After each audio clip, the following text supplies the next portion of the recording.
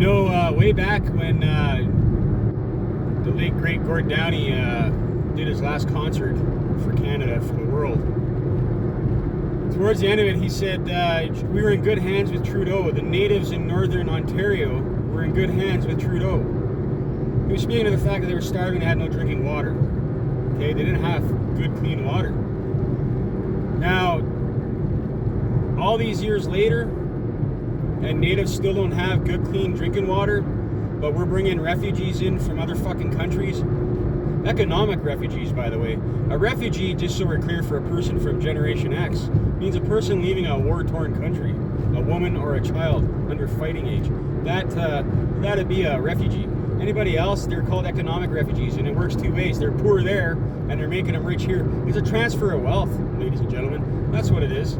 Natives in this day and age, do not have clean drinking water. Is a fucking joke. Now, I grew up on a reserve outside of Morley, or outside of Calgary, called Morley. Actually, I lived on Rabbit Lake Reserve, and Rabbit Lake was like a satellite reserve of the Nakota Nation in Morley. And I lived out there for 5 years as a young boy. I was adopted, lived out there. Yeah, that happened. So I have a pretty good insight into how things work on the reserve and how people perceive natives and how natives perceive people. A lot of the people I've seen through the years on the reserve were liberals and Christians, or they call themselves Christians, but they were liberals, lefties, and they had nothing but disdain and loathing for the natives. You understand me? In order to get how do you end up getting adopted onto reserve when you're a white guy? I'm not even a little bit native. There's no native in me. I'm half Roman and half Polish, okay, or half British and half Polish, depending on how you want to look at it. But there's no native in me, and somehow I ended up getting adopted and moved to Rabbit Lake Reserve, the native family. So that happened, and the sad reality is I have a better insight than a lot of people, that claim that these Karens and these fucking Kens that think they know shit about the reserve. You don't know fuck all. First of all, you probably don't speak any of the fucking language. You don't have anything in common with the fucking culture. You don't understand anything about the culture. And then you try to appropriate the fucking culture, like Trudeau does there, and all you other fucking liberals with your headdresses you wear at Halloween time and all that shit. It's bullshit. You're fucking racist. Mark Carney's got no plans for the fucking natives. We have third world areas in our own goddamn country. In Canada, you can go to a lot of reserves in Alberta here, okay, and it looks like a third world fucking nation. It really does. Why? Poor governance. I'll tell you right now, I've known a lot of chiefs. I know the chief that is refused to accept these scrolls, one spot. I used to date his daughter, Cleo, way back in the day. So I know this family. They're a good, strong, the one spot's a good family. It's a strong family. One spot. What a magical woman she was. My word. And, Grandpa, he was blind. But, the story was, I never seen it myself, but the story was that he'd ride his horse a couple times a year from Morley to Eden Valley, which is quite a ride. It's, you can't see those mountains over there, but it's basically from over there to over there. It's a long time. To drive it takes like 2 hours, okay? He'd ride his horse through the mountains, and he was blind, and his horse would lead him all the way. How do we go from that with the natives? I've always been curious to these natives. We've downtrodden them so much, and we've let media influence their younger leaders, their male leaders and their female leaders, to the point where they're disassociated with who they are as individuals. I think they're struggling right now, the native youth, to be who they are, and they try to sidle up to the African American youth because they seem to think that they have some kind of common strife amongst them. I don't think they do. Africans are brought here, we invaded here, one way or another. Doesn't mean that I don't think I'm entitled to the land I live on. That's just conquering. That's conquering nations. That's how it happens. But along those lines, we did give these people reserves. We did tell them a long time ago. We signed treaties with them, Treaty 6, Treaty 7. We signed treaties with them. Tell them we're going to take care of you, we're going to put in land and all this stuff, and we're going to be good stewards, I guess. Like, we're your keepers, your handlers. I'm not sure exactly how this reservation shit works. It really doesn't make a lot of sense to me. The problem with reserves is twofold. Yeah, it's the federal government, all right, but it's also their own governments. It's their own governance. Chiefs get into power, and I've seen this time and time again. Chiefs get into power, all of a sudden the Chiefs family has everything. They got food, they got buckets of chicken in the fridge, you know. They're going to the city every night and watching movies and getting entertainment in, you know. Not trying to be stereotypical, but probably going to the bingo. And a lot of other folks on the reserve, they don't have any fucking food. They have no food. Like, they're starving. The babies are starving. No diapers, dirty clothes, no water to do laundry. All that stuff happens. Why? It doesn't have to happen, but the chiefs allow that shit to happen. So, in my opinion, the natives have to get a little restless, and they have to start demanding more from their leadership. And you hear tricklings of it. I hear when I'm in Eden Valley or if I'm in Morley, I hear little rumblings about it, but never really anything substantial that's really going to equate to doing anything to make change, because the problem is power corrupts. So you got this person that's downtrodden, and he runs for chief, and then he gets in, and all of a sudden he's got access to all this fucking money. Are you kidding? And it's a job. He's getting paid. So he's gonna give a fuck about the people underneath him? Fuck no. He's gonna worry about his family, and that's about it. And that's what happens. Chiefs have nice homes. They have nice homes. They put little lakes on their land. I can speak to one chief in Eden Valley, Rex Daniels. Good guy, worked at Stampede Boys Ranch. He's a good guy. He taught me how to hunt, taught me how to kill, food, how to live off the land, taught me how to be a man. I was at Stampede Boys Ranch, and Rex was a great counselor, a great staff member at Stampede Boys Ranch. Now he's the chief, and you can see little things that change there. Okay, a little more attitude, a little more weight. Got a fishing pond full of trout in his backyard. Must be nice, but not everybody has a fishing pond in their backyard full of trout, and I don't know for sure that everybody's allowed to go fish on his pond. I don't know that, you know. My point being that what I saw from my time on reserves, and I have lots of native friends. In fact, all my best friends are at least partial native. Okay, you know who you are, hey.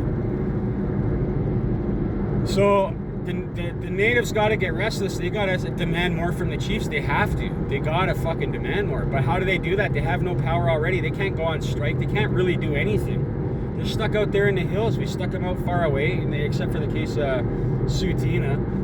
You know, they're in the city. You know, we've kind of built around them. But the natives can't get too restless because there's nothing. What can they do? What power do they have? What power do they have? They're trying not to destroy each other. They don't want to fight, but they need to stand up for each other. And they don't have that power right now. And so how do they get it? Well, I'll tell you how they get it. They have to start going to school. We got to find natives, you know, natives have to find natives amongst themselves and get them to school. Get them to be lawyers. That's step one. More native lawyers. More.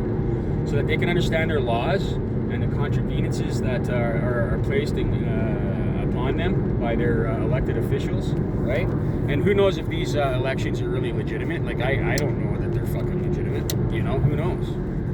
We don't really know. I would say they're not. They're probably rigged as fuck.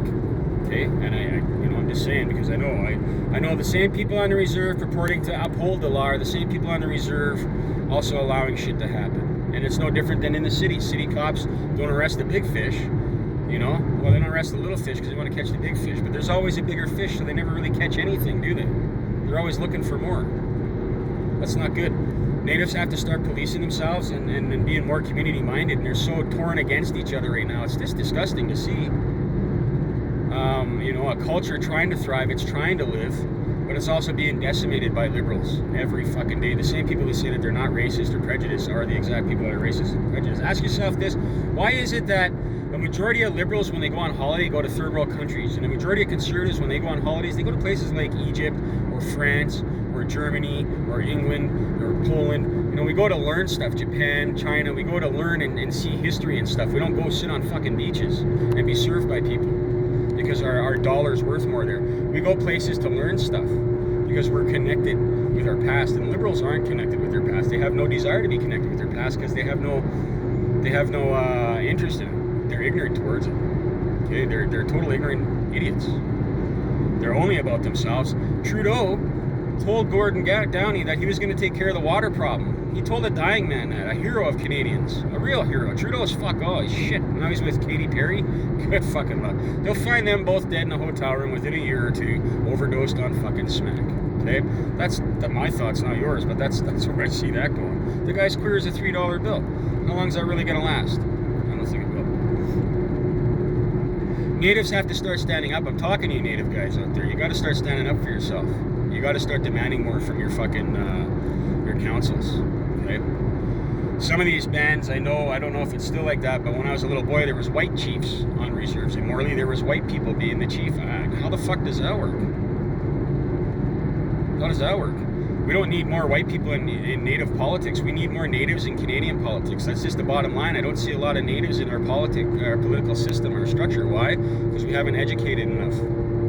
We haven't afforded that opportunity to them. We tell them you can do this and you can do that, but we don't really mean it. There's not really any avenues there. Education should be free. I mean, if leftists and liberals were fucking honest about what they're trying to do, universities would be free, college would be free, education would be free, because you get it back on the back end, right? After they're educated, they pay the taxes, you know? That's a reality. If liberals really cared about natives, every native would be able to just go to university or college, whatever they want to do, trade school. And they have this once a year, they have a day where all natives can come and sign up for trade school once a year. It should be every fucking day. Natives aren't going to pull themselves up any farther than they have until they're allowed to. And we're not allowing them to. We're not allowing them to do anything but be downtrodden. That's all we're doing. The federal government is negligent, and I think they should be taken to court. I honestly do. I think it's a human rights situation, and I think they could be sued. And I think how they avoid being sued is they keep handing out, billions of dollars every 10 years. They hand out more money to people. I think natives should just sue the Canadian government. They should sue the Liberals. Let's be clear. It's the Liberals that made all these reserves, okay? When this country was first formed, it was formed by Liberals. That's why it's so hard for Conservatives to stay in power. Because Liberals have, since the beginning, okay, created the laws, the election laws, and the boundaries, and the electorate areas and all that stuff, all the ridings. Liberals created all that shit, not Conservatives. Conservatives care about people. We care about everybody. We want everybody to have a good time and live. Conservatives come in all shapes, forms, and colors. They're black, they're white, they're brown. They're, every ethnicity is, there's conservatives. You see a lot of them. Nowadays, you see a lot more than you used to. But conservatism is a multicultural. Freedom's not a fucking color. It's a fucking reality. A lot of people don't want freedom, but a lot of people do. A lot of people moved here because they wanted freedom, and then they get here and they're like, there's nothing. This is bullshit. This is what I left. I left this tyranny behind. Explain to me how we got refugees coming in from third world countries, economic refugees, but we can't help our own natives. We don't do as much for these refugees as we do for the natives. Those are the refugees we have here. We created them. We came here, we destroyed their, their way of life, their culture and stuff, and we imprisoned them on reserves. The Liberals, okay, and then they dictate what they can do, where you can go, and all that stuff. No, sure, they don't have to pay taxes, that's fine, but what does that really equate to? Not much. They're stuck on a reserve. They're still looked at poorly, and it's Liberals looking at them poorly. So Mark Carney, he's useless. He's not going to do shit for natives. He's going to fuck this country. I hope natives get pissed off, lock shit down. Garden River, maybe you just need to close that fucking bridge down again, eh? And be heard. And this time, don't stop. Pound them fucking drums. Pound the fucking drums. And try to keep the fat white ladies out of it this time so we can take you serious. Because when you got a bunch of fat white ladies running around for your protests, we turn off the TV. It's not that we don't want to hear your strife and we don't want to hear about what you're going through. We don't want to hear it through the mouth of Karen. Because she's got no fucking idea what she's talking about. No fucking clue, no concept. She hasn't lived a life. She hasn't spoken language. She hasn't eaten the food. She hasn't lived on a reserve. I have. And even me, with that experience, I know that I'm not qualified to speak for natives because I'm not native. I might understand more about their culture, but I'm still an outsider looking in. But I have a good view, and I got great glasses, okay? And I know how reserves operate, and I know we can do better for them. My thoughts, not yours, ladies and gentlemen. Have yourself a pleasant day. Thank you.